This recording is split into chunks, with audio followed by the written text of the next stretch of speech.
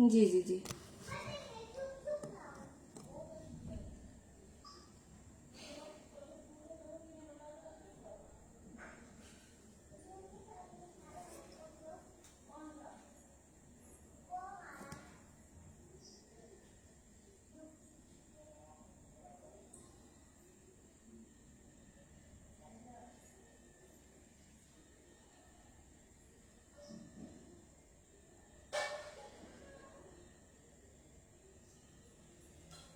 Public कर दिया है।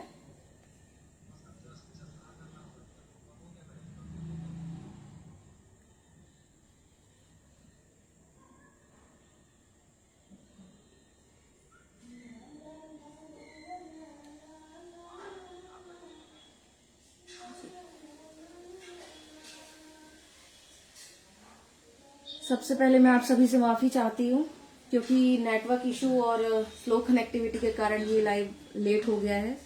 लगभग आधा घंटा लेट हो चुका है, इसके लिए मैं माफी चाहूंगी।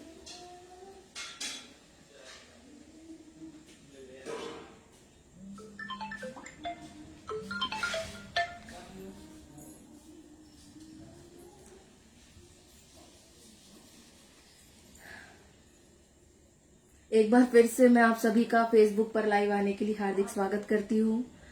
और हमारे समाज के सभी वरिष्ठों, माताओं, बहनों और भाइयों, युवाओं, सभी को मेरा नमस्कार। और आज के इस लाइव कार्यक्रम पर एक बार दोबारा आने के लिए, क्योंकि मैं पहले भी आ चुकी हूँ, इस फेसबुक लाइव पर आने के लिए मैं राज भैया का भी धन्यवाद करती हूँ कि उन्होंने मुझे ये अवसर प्रदान किया। देखिए, आज के इस लाइव के माध्यम से मैं विशेष रूप से उन विद्यार्थियों के साथ अपना एक्सपीरियंस शेयर करना चाहती हूँ जिन्होंने 10th और 12th की हाल ही में परीक्षा पास की है और जो आगे चल के अपने करियर और एजुकेशन के बारे में सोच रहे हैं।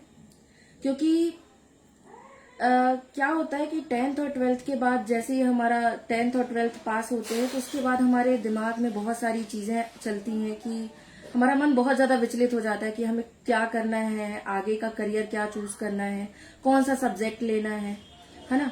तो हम आज इस लाइव के माध्यम से इसी विषय पर चर्चा करने वाले हैं। तो मैं एक बार आप सभी से निवेदन करती हूँ कि अगर वॉइस या कोई भी इशू हो तो प्लीज आप कमेंट में बता दीजिएगा।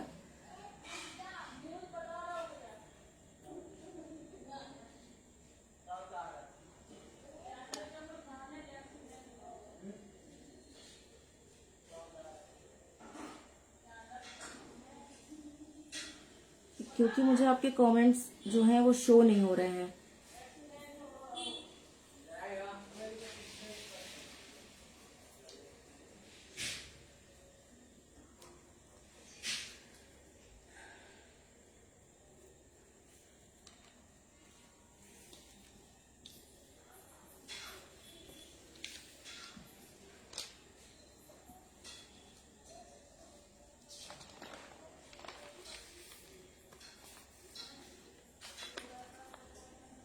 देखिए, मुझे एक भी आपके कमेंट्स शो नहीं हो रहे, तो प्लीज आप एक बार कमेंट कर दीजिए। ठीक है Dev Singh ji, voice and video is too good. Bharat, ठीक है, ओके, ठीक है। तो देखिए, यहाँ पे नेटवर्क इशू बहुत है तो इसलिए मैं बार बार डिस्कनेक्ट भी हो जा रही थी। तो फेसबुक लाइव शुरू करने से पहले मेरा प्रयास है अभी कि देखिए, किसी भी अच्छे काम की शुरुआत करने से पहले हम एक सकारात्मक सोच के साथ और ईश्वर को स्मरण करके कोई भी काम शुरू करते हैं। तो मैं कोशिश करती हूँ, अगर ये सब सेटअप सही रहा तो मैं आपको सबसे पहले मैं एक छोटा सा शिव जी का भजन सुनाना चाहूंगी और आशा करती हूँ कि आप सभी इसे सुनेंगे और इसे अपना आशीर्वाद और स्नेह देंगे। अगर आप सभी कहें तो मैं अभी अपना ये भजन शुरू करूं। एक बार आप थम्स अप कर दीजिए तो मुझे पता चलने लगेगा, मुझे समझ में आ जाएगा कि हाँ सब ठीक है।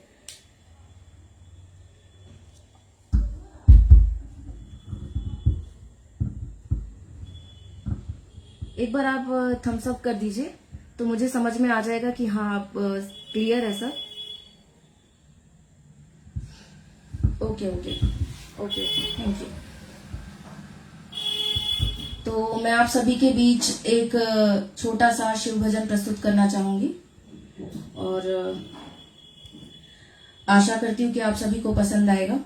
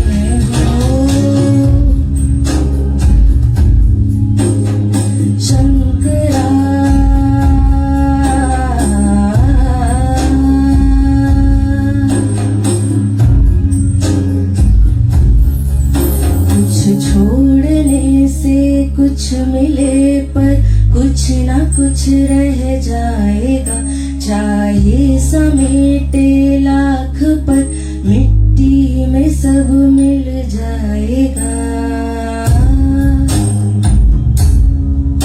कुछ छोड़ने से कुछ मिले पर कुछ ना कुछ रह जाएगा, चाहे समेटे लाख पर मिट्टी में सब मिल जाएगा। सब शून्य में मिल जाएगा, शिव नाम बस रह जाएगा। शिव सत्य है, संसार है, शिव रूप है, सिंगार है, शिव गीत है, शिव राग है, गृहस्थ शिव वैराग है। अब जो मिले स्वीकार है, शिव शांति सुख सत्कार है। भटके मन कहाँ जब शिव यहाँ सब छूट जाने दो। जय हो भोले शंकर, सृष्टि बनकर सब संभाले हो। बाबा केदार धामी, समय स्वामी, सृष्टि थामे हो।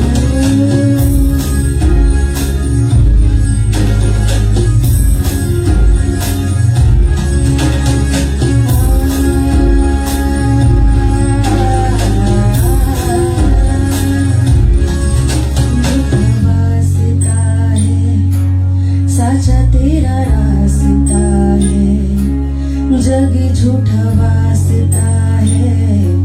साचा तेरा रास्ता है, धीरे धीरे चल दिए तो इसमें ही डूब जाने दो।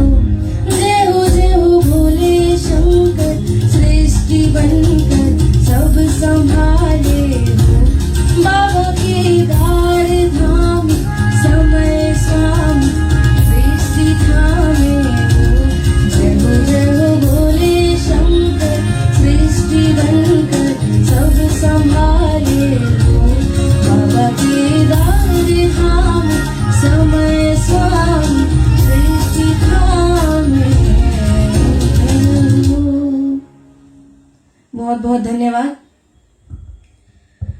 आशा करती हूँ आप सभी को ये भजन पसंद आया होगा।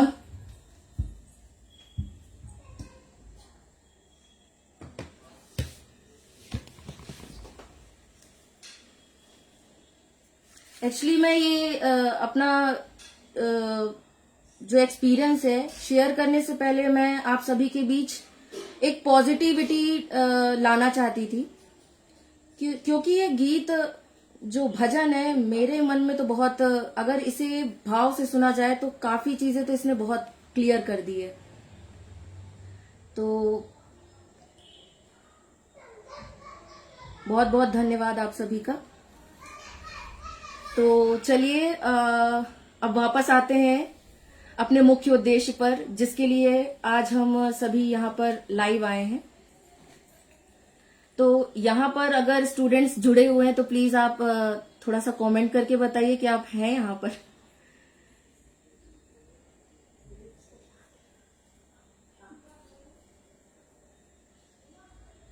देखिए, सबसे पहले मैं आपको मेरी शैक्षणिक यात्रा 10th के बाद से वर्तमान तक कैसी रही, सबसे पहले मैं आपको वो सब बताना चाहूंगी।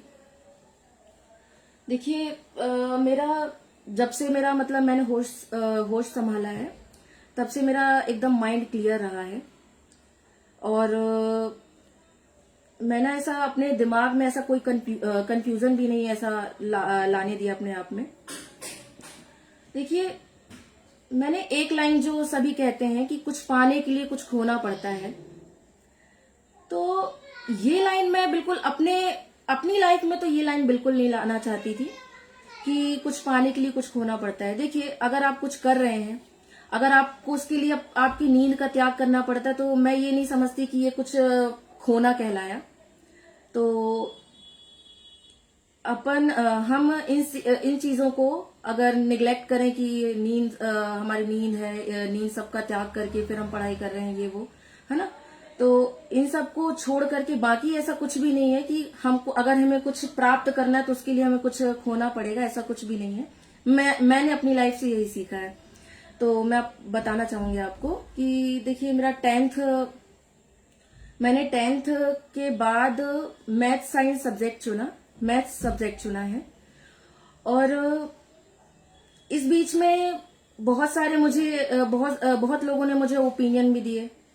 ठीक है, मैंने सबकी सुनी भी कि हाँ सब सही है, लेकिन मैंने जो डिसीजन एक बार ले लिया कि हाँ मैं मैथ्स ले रही हूं, तो जितने बार मुझे लोगों ने अपनी राय दी कि आपको ये नहीं ये करना चाहिए, तभी मैंने खुद से एक सवाल कर लिया कि मैंने मैथ्स सब्जेक्ट क्यों चुना। मेरा माइंड पहले से ही क्लियर था कि मुझे मैथ्स सब्जेक्ट लेना है, तो मेरा एकदम से क्लियर था। मैंने किसी के ऐसा बोलने पे नहीं आई हूँ कि अगर किसी ने मुझे समझाया तो फिर मेरा ध्यान भटक गया और फिर मैंने कुछ किया। और मैंने मैथ सब्जेक्ट के साथ फिर बायो एडिशनल रखा। इसका भी मेरा कॉन्सेप्ट ऐसा था कि मुझे एक्स्ट्रा नॉलेज के लिए लेना है, ऐसा मेरा कुछ भी नहीं था कि मैंने उसके लिए फ्यूचर कुछ सोच के रखा हुआ है। तो सिंपल था, मैंने 10th में मैथ सब्जेक्ट लिया है, एडिशनल मेरा बायो रहा है। उसके बाद 12th के बाद मैंने फिर मेरे पास फिर से भटकाव आया। 12th किया मैंने, 88% लाए, और उस टाइम पे मेरे पूरे स्कूल में 3rd रैंक लगा हुआ था 12th में। तो 12th के बाद ये भटकाव आया कि अब आपको क्या करना है। फिर से मेरा माइंड एकदम क्लियर था कि मुझे ग्रेजुएशन करना है।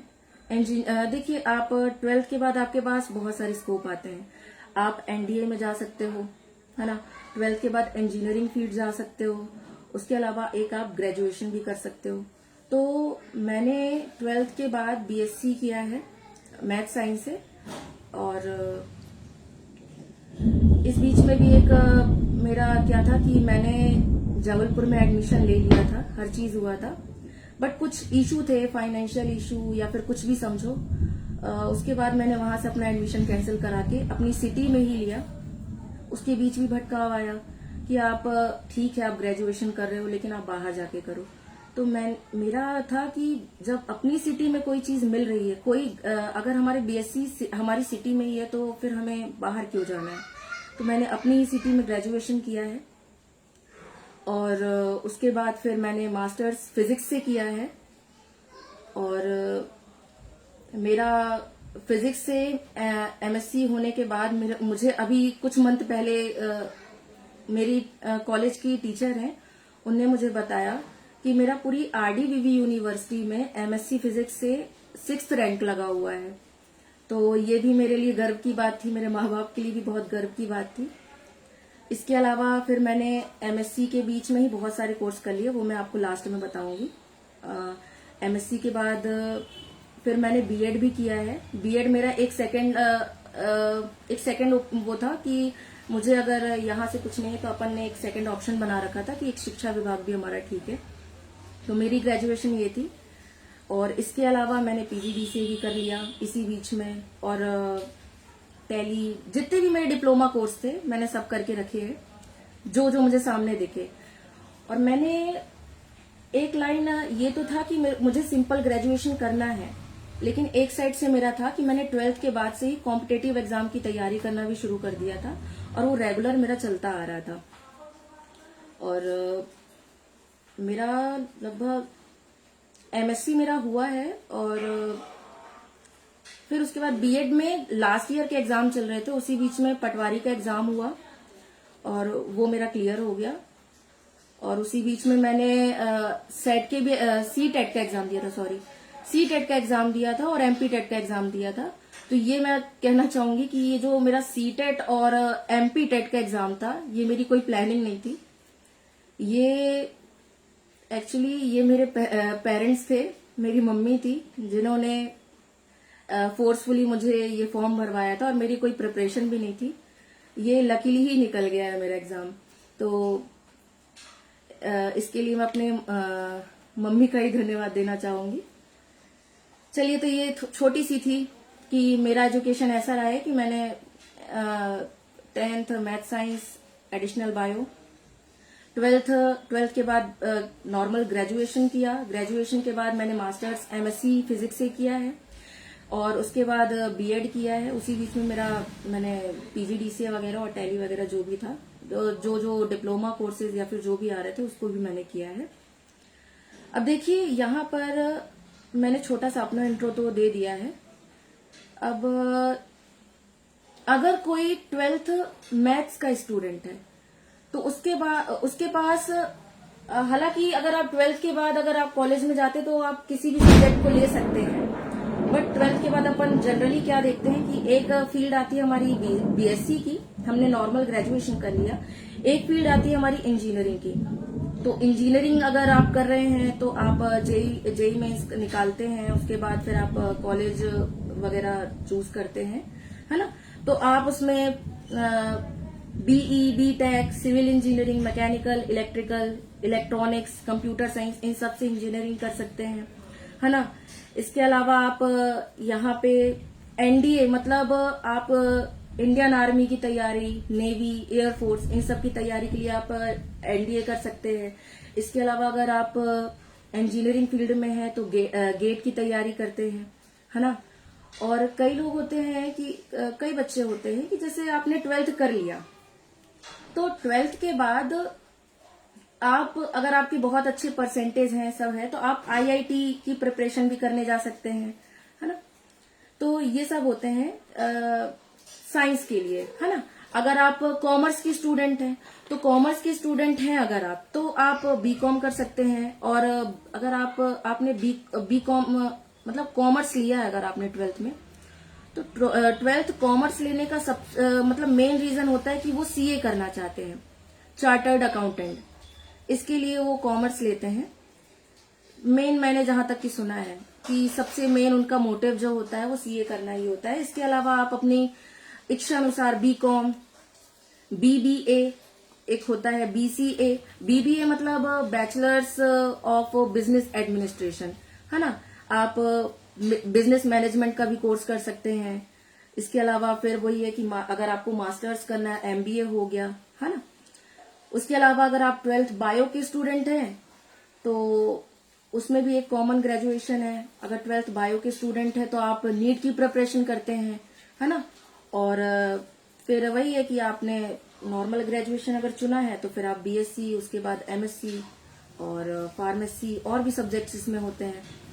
अगर आप 12th आर्ट के स्टूडेंट हैं तो बीए, बीएड, है ना, बीए, एमए, ये सब होता है। एक सब में कॉमन ये है कि अगर आप जाना चाहते हैं शिक्षा विभाग में तो आप सब में है कि आप बीएड जो है, बीएड एमएड ये कर सकते हैं। ये बीएड और एमएड जो है, बीएड वगैरह जो है वो आपका ग्रेजुएशन के बाद ही होता है ना।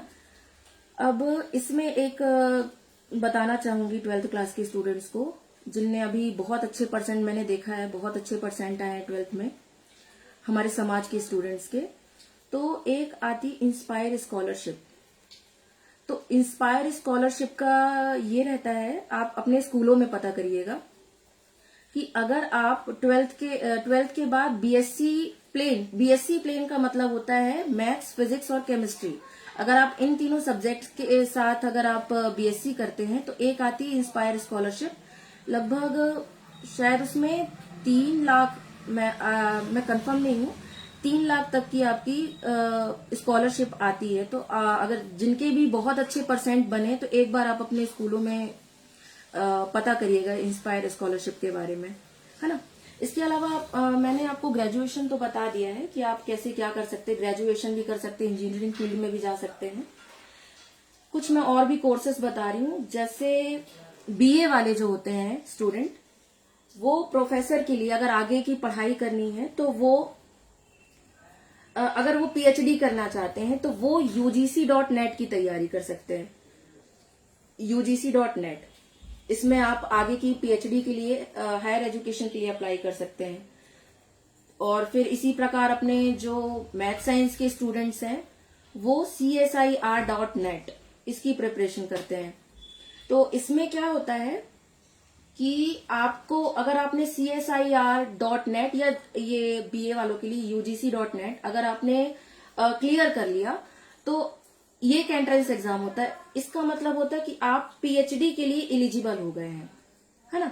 तो मैं CSIR में आती हूँ कि अगर आपने CSIR.net क्लियर कर लिया है तो आप पीएचडी के लिए एलिजिबल हो गए हो।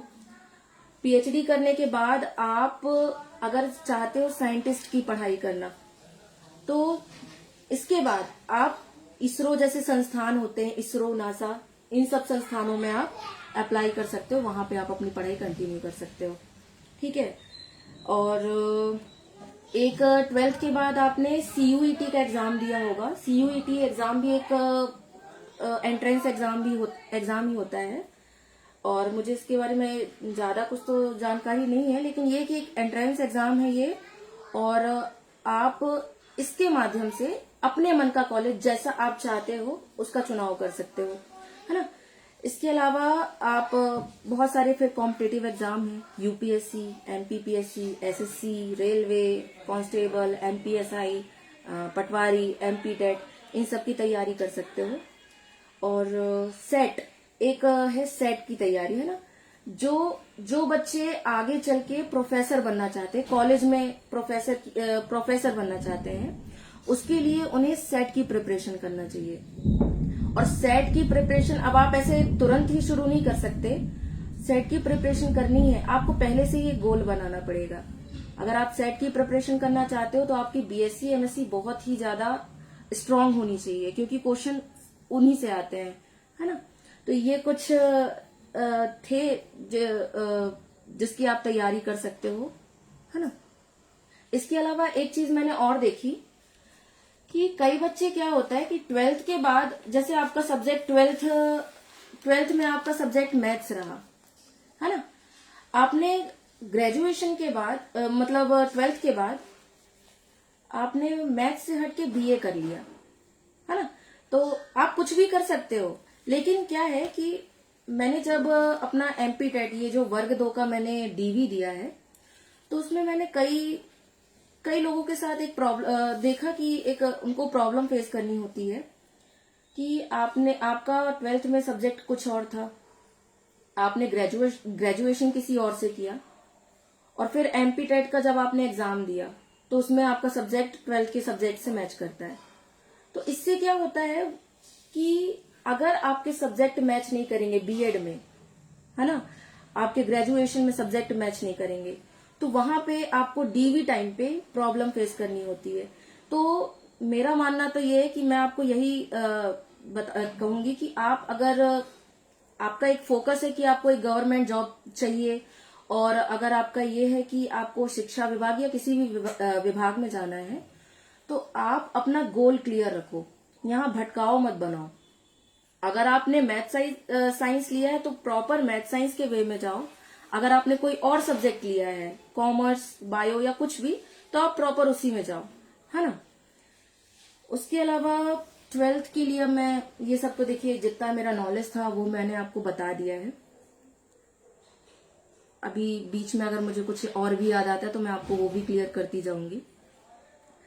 देखिए कई बच्चे अब ये हैं कि आप 12th के बाद आप हायर एजुकेशन के लिए, है ना, आप बाहर जाना चाहते हो, ठीक है, तो इससे कोई इशू नहीं है। आप बाहर जाओ, अच्छे से पढ़ो, अपना करियर बनाओ, अपनी लाइफ बनाओ, सब अच्छा करो। लेकिन एक चीज मैं आप सभी को आपको बोलना चाहूंगी कि आप अपनी रूट्स को मत भूलना कि आप कहाँ से आए हो। होता क्या है कि मैंने कई लोगों को देखा, यहां से वो बाहर गए, अच्छे से पढ़ाई की, हर चीज किया, और वो वहीं पे सेटल हो जाते हैं, है ना। तो यहाँ पे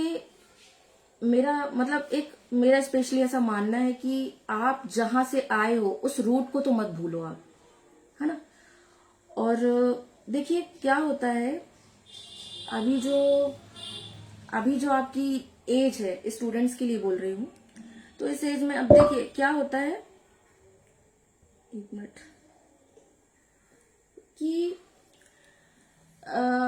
कभी कभी हमारे विचार कुछ और होते हैं और हमारे पेरेंट्स के विचार कुछ और होते हैं, है ना। तो उस बीच में मैं यही कहना चाहूंगी कि देखिए आप माने या ना माने, हमारे पेरेंट्स ने हमसे ज्यादा दुनिया देखी है। हाँ, विचारों का मतभेद, सोच का मतभेद हो सकता है, लेकिन समझाना जो है उनका, वो गलत नहीं हो सकता। तो मैं आप सभी से यही कहना चाहूंगी, बच्चों से भी, कि अभी ये इशू होता है कि कुछ जो बच्चे 12th क्रॉस कर चुके हैं तो अब वो बाहर जाना चाहेंगे, है ना। तो मैं कहना चाहूंगी कि माँ बाप और बच्चे दोनों आपस में एक क्लियर करके रखें चीजों को, है ना। इसके अलावा मैं पेरेंट्स से एक चीज और कहना चाहूंगी। देखिए मैं जो भी कहती हूँ यहाँ पर आसपास का, हाँ, हमारे आसपास का जो माहौल है या जो मैंने देखा या जो मुझे पता चला, उस बीच से ही मैं आप सभी के सामने ये बातें रखती हूँ। और देखिए बात रखने का मतलब यही है कि हमारा समाज और आगे बढ़े, जो हमारे समाज में अभी कमियां आ रही हैं, थोड़ा बहुत, ज्यादा नहीं, थोड़ा बहुत जो कमियां हैं वो भी ठीक हो। तो उसके लिए मैं थोड़ा सा पेरेंट्स से ये कहना चाहूंगी कि अगर आप बच्चों को सच में चाहते कि बच्चे अपना करियर बनाएं, तभी आप उनको पढ़ाइए। विशेष रूप से गर्ल्स के साथ ऐसा होता है। आसपास का मैंने माहौल देखा, मैं विशेष अपने समाज की बात नहीं कर रही हूँ, मैं आसपास की पड़ोस की बात कर रही हूँ, या फिर जो भी है। तो इसमें होता क्या है कि विशेषकर लड़कियों के साथ ऐसा होता है कि माँ बाप उनको पढ़ाते हैं कि आप पढ़ो, अच्छे से पढ़ो, जितना पढ़ना है पढ़ो, लेकिन जब बात आती है अपना करियर बनाने की तो उन्हें मना कर दिया जाता है। और कई माँ बाप की जो थिंकिंग है वो ऐसी है कि बच्चे को पढ़ा इसलिए रहे हैं, लड़कियों को पढ़ा इसलिए रहे कि सामने वाला अगर हमसे पूछे कि आपकी बच्ची ने क्या पढ़ाई की है, तो हम केवल उनकी डिग्रियां गिनवा सके कि हाँ मेरी बच्ची ने ये सब किया है। तो मैं आप लोगों से रिक्वेस्ट करती हूँ कि अगर ऐसा कुछ है तो प्लीज, अगर आप बच्चे को आगे बढ़ते देखना चाहते हैं तभी उसे पढ़ाइए, उसे व्यर्थ ऐसा उम्मीद मत दीजिए। मेरा कहने का मतलब ये है। आप सब बोर तो नहीं हो रहे हैं मेरी बातों से? एक बार थोड़ा सा कमेंट में बताइए, क्योंकि मैं बहुत देर से कमेंट्स देख नहीं रही हूँ। और कुछ अगर आप भी कहना चाहते हैं, मैंने अगर कुछ भूलवश गलत कहा हो तो आप मुझे कमेंट में बता दीजिए, मैं अपनी गलती सुधार लूंगी।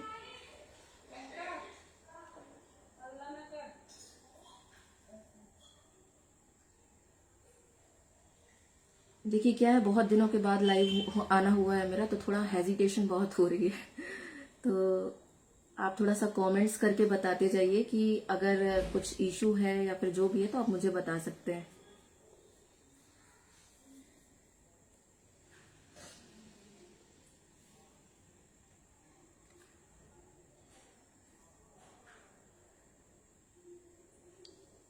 आई थिंक यहाँ पे अभी किसी का कमेंट तो आगे आया नहीं है।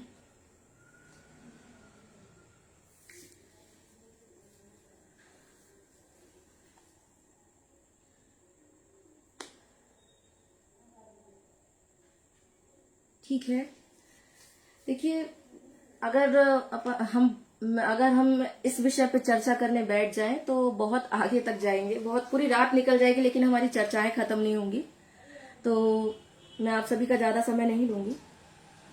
देखिए एक चीज मैं और कहना चाहती हूँ कि देखिए पढ़ाई करियर बाकी सब बनाते हैं, पढ़ाई करियर जॉब सब देखते हैं, सब गवर्नमेंट जॉब पा लिए, हर चीज कर लिए, लेकिन एक सबसे इम्पोर्टेंट चीज आप भूल जाते हैं, वो है अपनी स्किल्स पे ध्यान देना।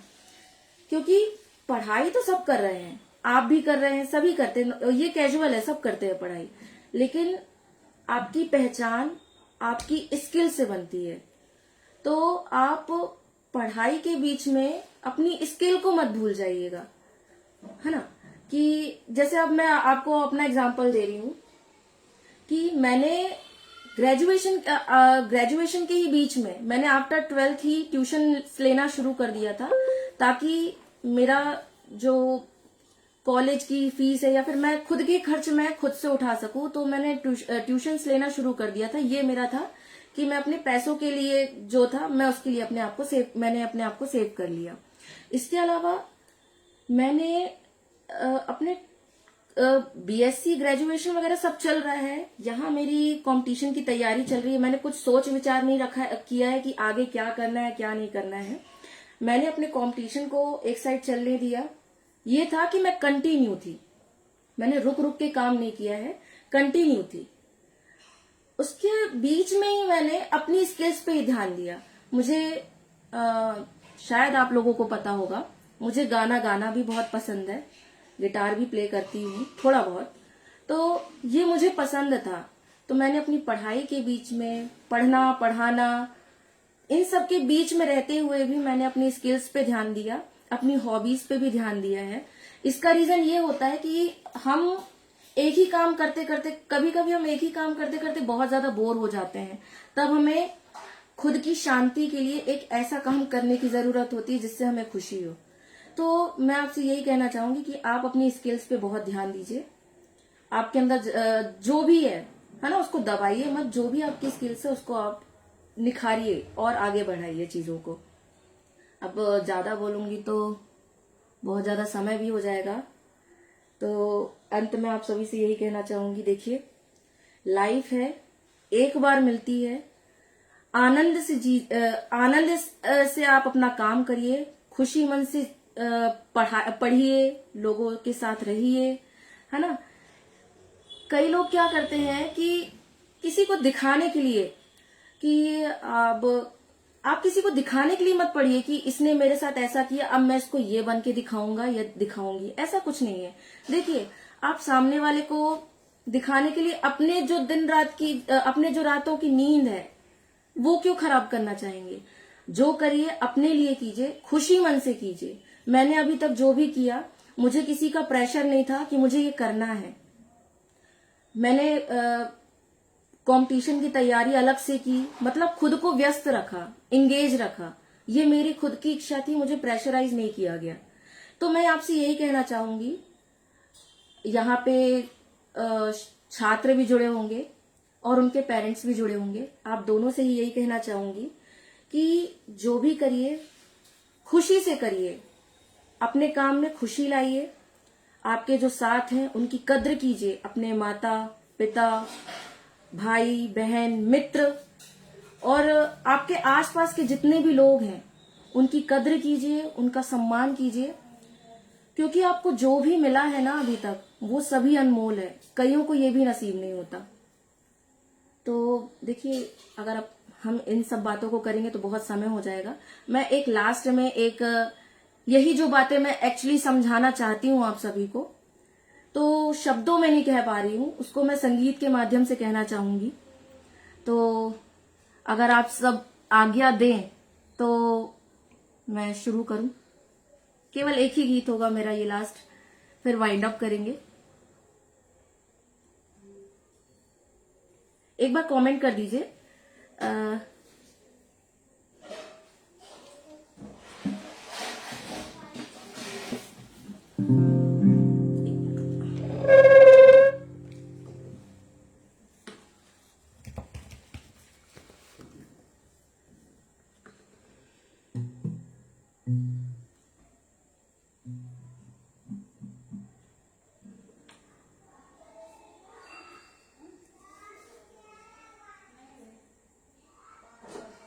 प्रवीण जी बहुत बहुत धन्यवाद।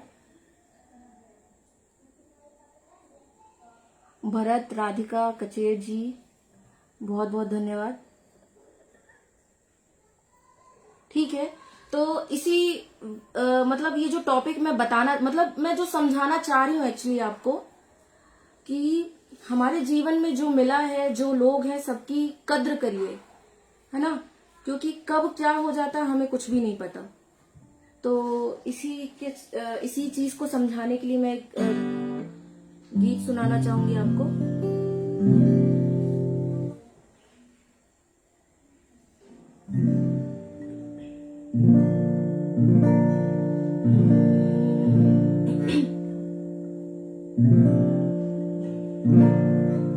जिंदगी के सफर में गुजर जाते हैं जो मकाम,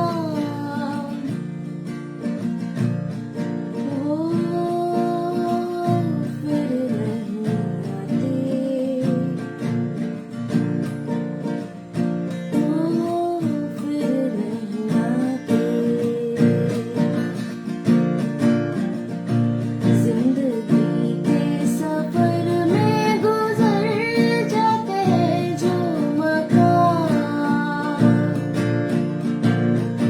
वो फिर नहीं आते, वो फिर नहीं आते। फूल खिलते हैं, लोग मिलते हैं, फूल खिलते हैं, लोग मिलते हैं, मगर पतझड़ में जो फूल मुरझा जाते हैं, वो बहारों के आने से खिलते नहीं। कुछ लोग एक रोज जो बिछड़ जाते हैं, वो हजारों के आने से मिलते नहीं। उम्र भर चाहे कोई पुकारा करे उनका नाम, वो फिर नहीं आते, वो फिर नहीं आते। बहुत बहुत धन्यवाद।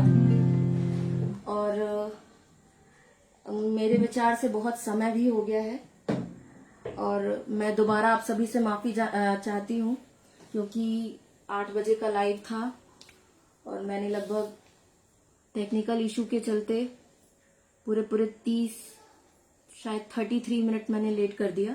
तो उसके लिए मैं आप सभी से माफी चाहूंगी। और इस लाइव के माध्यम से मैंने पूरी कोशिश की है कि मुझे जितनी जानकारी थी मैंने आप सभी से साझा की। और इस बीच में अगर मैंने गलती से भी कोई गलत बात कह दी हो तो माफी चाहूंगी।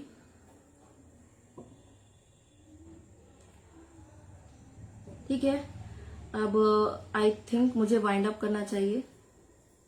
आप सभी का बहुत बहुत धन्यवाद।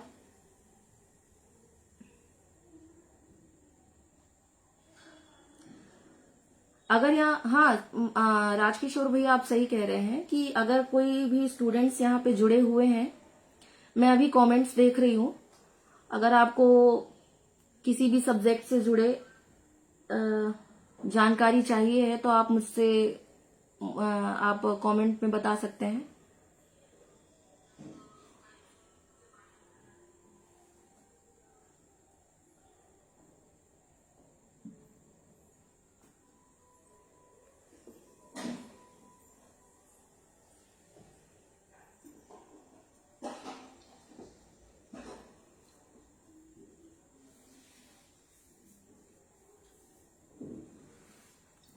ठीक है,